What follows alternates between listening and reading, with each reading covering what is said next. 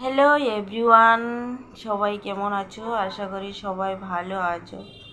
আমি বেশি একটা ভালো নেই, খুবই টেনশনে আছি। আর এখন ভিডিও বানানোরও সময় পাই না বাবাইকে নিয়ে। তার বাবাই তো ক্যান্সার ছিলই, কিন্তু এখন আবার ল্যাট্রিন পেচ্ছাপের প্রবলেম হয়ে গেছে।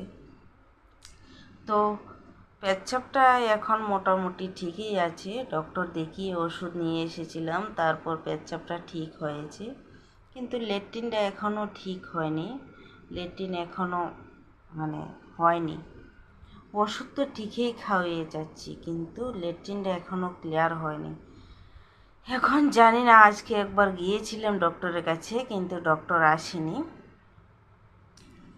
এখন জানি না, বাকিটা হচ্ছে ঈশ্বরের কৃপা আর তোমাদের আশীর্বাদে। তোমরা সবাই